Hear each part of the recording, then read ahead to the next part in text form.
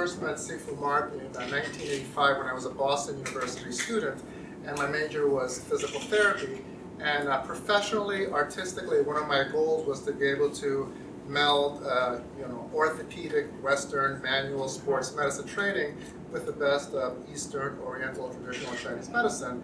So Sifu Mark has really been the person who's been able to allow me to merge the two.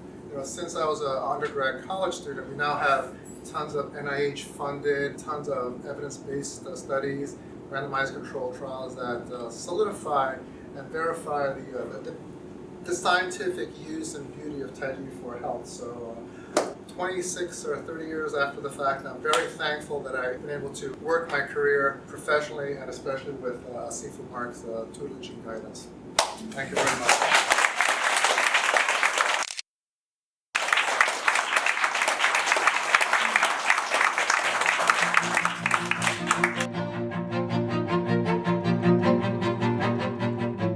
One of the reasons why people gravitated towards her because she was different and unique. She taught Wushu from both the health, the artistic, and in some cases the martial aspect.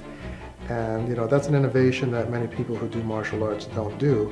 Most people tend to, it's just art, or it's just exercise, or it's just combative skills. So the innovation is she was able to take Wushu as a tool and have it fit many people. Even when she's no longer in class, people still feel like they have to go, or there's still a bond or an emotional or psychic connection. I know that there are still classes held in Chinatown, and she's not physically or present there, but there's still something that just draws them in.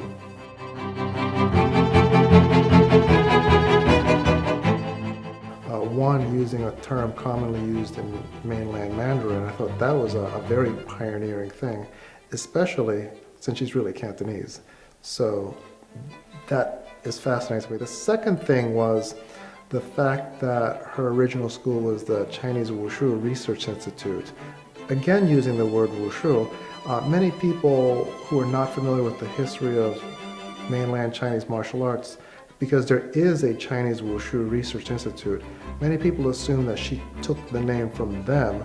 She actually had the name first, and the organizing body in mainland China, Beijing, took the name that she had already created. So she had the Chinese Wushu Research Institute before the mainlanders themselves. The innovation or the progression of martial arts as storytelling, because for example, now we have all these traveling national, international troops of Shaolin so-called warriors, doing stories and so forth. But Sifu Mark already had been doing that in the late 80s with stories of the Chinese opera like the White Snake and so forth. So, she created things that other people actually followed along.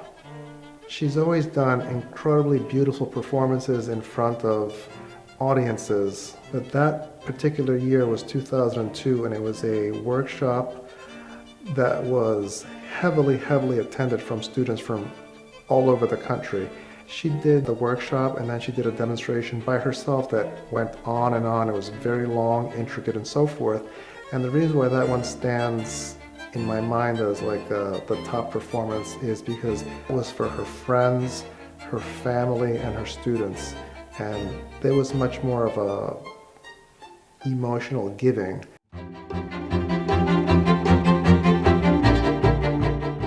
The answer is yes. Yes, there's always a sparkle or a gleam, and one of the things that traditional Chinese people love to do is always laugh wholeheartedly or make some funny comment when Chinese people, including myself, will say something that the accent is off. So, I certainly felt the sarcastic, why you say that? Your Chinese not good, this kind of thing, so yes.